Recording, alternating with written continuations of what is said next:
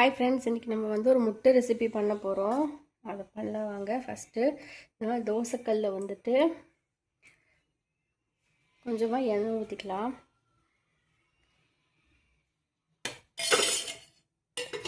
அடுத்து இதில் பார்த்தீங்கன்னா இதில் வந்து கொஞ்சமாக சீரகம், சோம்பு இதை வந்து போட்டலாம். அது பொரியட்டும். அதுலேயும் அது இடித்து தான் கொஞ்சம் போட்டிருக்கேன். அடுத்து இதில் பார்த்தீங்கன்னா வெங்காயம்,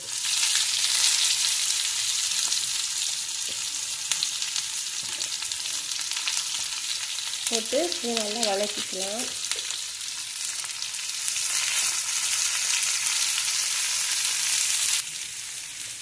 அடுத்தது பார்த்தீங்கன்னா இஞ்சி, பூண்டு, பச்சை மிளகாய் தட்டி வச்சுட்டு அதை சேர்த்துக்கலாம்.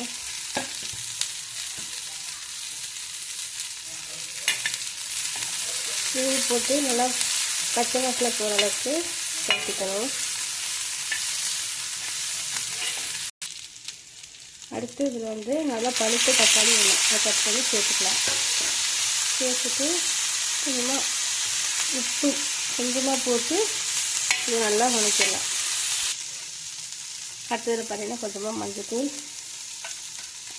அடுத்தது கொஞ்சமாக மல்லித்தூள், அடுத்து கொஞ்சமாக கரம் மசாலா. அவ்வளோதான். இப்போ இதை போட்டு இதை நம்ம நல்லா வந்து வதக்க ஆரம்பிச்சிடலாம்.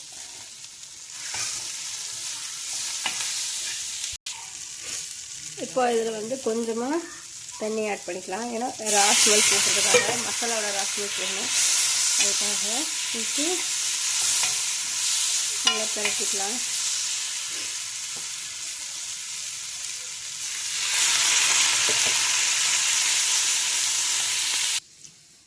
அடுத்து இங்கே பார்த்தீங்கன்னா இப்போ வந்து 2 முட்டை உடச்சி ஊற்றிருக்கேன். அதுக்கு தேவையான அளவுக்கு உப்பு மட்டும் போட்டு இதை நல்லா கலந்து விட்டணும்.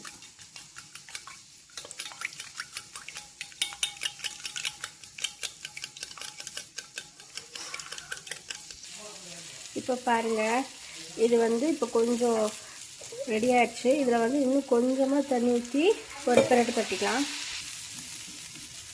இப்போ அதில் கொஞ்சமாக பெப்பர் போட்டு நம்ம இது காரத்துக்கு வந்து மிளகாத்தூள் எதுவும் சேர்க்கல. ஸோ வந்து பச்சை மிளகா, பெப்பர், அவ்வளோதான். இப்போ போட்டு கொஞ்சமாக பரட்டியாச்சு. இப்போ வந்து அடுப்பை நல்லா சிம்மில் வச்சுக்கலாம்.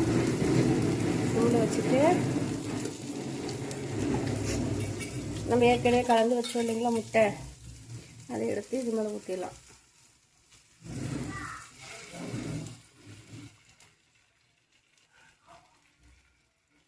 ஊற்றிட்டு இதுக்கு மேலே பெப்பரை வந்து தூவிடலாம். இந்த ஸ்டேஜில் உங்களுக்கு வந்து மிளகாத்தூள் போடணும்னு தோணுச்சுன்னா போட்டுக்கோங்க. இல்லை பெப்பரே போதுன்னா பெப்பர் மட்டும் அப்படியே கொஞ்சம் கொஞ்சமாக ஊற்றி வச்சுருங்க. ஓகேவா? போட்டு இதை அப்படியே வேக வரைக்கும் விட்டுருங்க. அடுத்து இதை வந்து அப்படியே கொஞ்சம் கொஞ்சமாக கட் பண்ணியும் இப்படி தனித்தனியாக பிரித்து இப்படி போட்டுருங்க.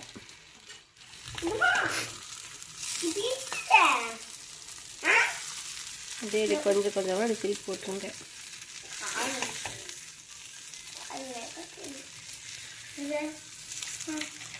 ஓகேவா? அவ்வளோதான். இப்போ இது கொஞ்சம் நேரம் வேகட்டும். குட்டி குட்டியாக வேணும்னா குட்டி குட்டியாக கட் பண்ணிக்கோங்க.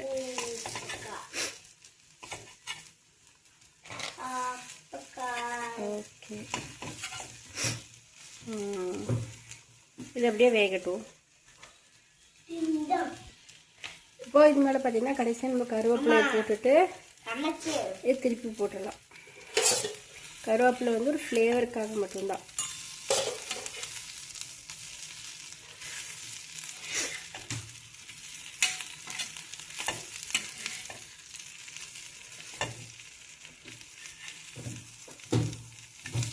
இந்த மாதிரி பெருசாக இருக்குன்னா அதை குட்டி குட்டியாக கட் பண்ணி விட்டுருங்க.